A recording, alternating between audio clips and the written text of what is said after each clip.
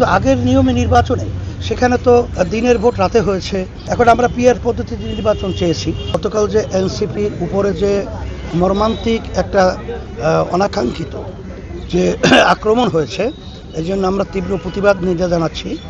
কারণ এখনও এই সভ্য দেশে 5ই আগস্টের পরে এই ধরনের আচরণগুলো আমাদের দেশে ঘটবে, এটা আমাদের চিন্তা এবং কল্পনার বাহিরে ছিল।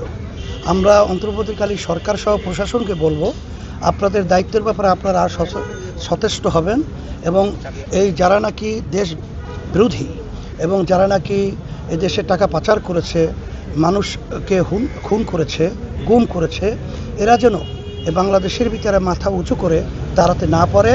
সেটা তো আমরা বলবো যে যেহেতু তারা ওখানে যাবে আর ওখানে স্পর্শকাতর একটা জায়গা গোপালগঞ্জ, আইনশৃঙ্খলা বাহিনী আরও তাদের দায়িত্বটা আরও ভালোভাবে পালন করার ব্যাপারটাই আমরা আসলে চিন্তা করছিলাম। কিন্তু সে ব্যাপারে আমরা দুর্বলতা দেখেছি। কী কারণে তারা এই দুর্বলতা দেখিয়েছে, এটা আমরা যারা নাকি দায়িত্বে আছে তারা এই ব্যাপারটা গুরুত্ব সহকারে দেখবে। অভ্যুত্থানে জুলাই আগস্টের একজন ন্যায়ের পক্ষে অন্যায়ের প্রতিবাদে যে এই দেশের জন্য ন্যায়ের পক্ষে যে আত্মত্যাগ করেছে, জীবনকে বিসর্জন করেছে আমাদের আলম সাহেব, ওর কবর জিয়ারত এবং আমাদের বিশেষ করে এখানে অনেক আমাদের দায়িত্বশীল সহ আমাদের ওলামায়ে কেরাম সব এখানে শায়িত আছেন। আর আলম সাহেবের ভাই আমার পাশেই আছে, তাকে সহ আমরা তার কবর জিয়ারত করেছি। যে উদ্দেশ্য এবং লক্ষ্য নিয়ে সে তার জীবনকে দেশের জন্য তিনি বিসর্জন দিয়েছেন, আমরা যারা বাংলাদেশে রয়েছি আমরা যেন সেই চেতনাকে ধারণ করে আমরা যেন সুন্দর দেশ গড়তে পারি। আমরা ব্যক্তির চেয়ে দলের চেয়ে দেশকে অগ্রাধিকার দিয়ে আমরা যেন সবাই একাকার হয়ে। টানা 7ম-বারের মতো বেস্ট টিস্যু পেপার ব্র্যান্ড হিসেবে স্বীকৃতি পেয়েছে বসুন্ধরা টিস্যু।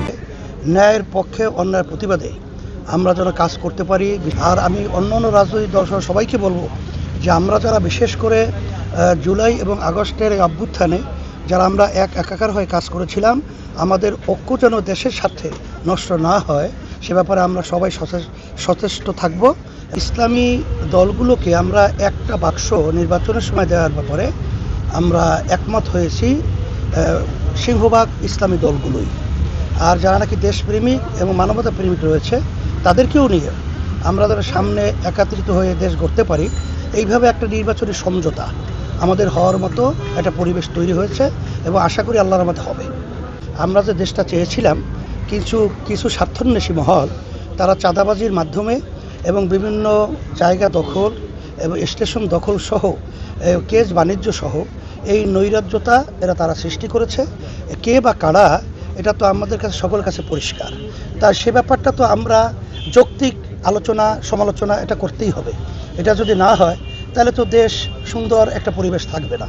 এটা করতে গিয়ে যদি কারো গায়ে পড়ে, আমি বলবো দেশ রক্ষার ব্যাপারে সে ব্যাপারটাকে আপনারা ওইভাবে নজরে রেখে গুরুত্ব দিয়ে এটা যেন না থাকে সেইভাবে আপনারা কাজ করবেন।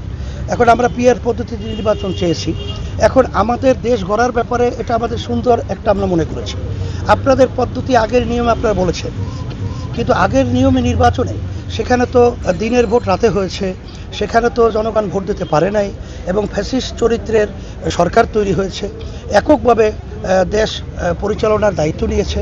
আর পিআর পদ্ধতির মাধ্যমে প্রতিটা ভোটারের তাদের মূল্যায়ন হবে এবং এককভাবে ক্ষমতা নেওয়ার মতো সুযোগ থাকবে না।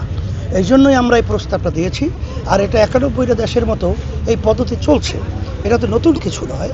এটা বলায় যদি কেউ তার গায়ে বাঁধে, এটা আমরা বলবো যে ব্যক্তি দলের চেয়ে দেশের স্বার্থটাকে আমরা অগ্রাধিকার দেওয়ার ব্যাপারে অনুরোধ করছি। ঐক্যমত্য কমিশনে কার্যক্রম আলোচনা চলছে, কিন্তু এখন পর্যন্ত সেভাবে দৃশ্যমান আমাদের যে আশাকাঙ্ক্ষা সেটা এখন আমরা পুরোপুরি দেখি নাই। কারণ আমাদেরও আন্তরিক হতে হবে দেশের কল্যাণের ব্যাপারে এবং দেশকে অগ্রাধিকার দেওয়ার ব্যাপারে, এটা আমি সকলকে বলব।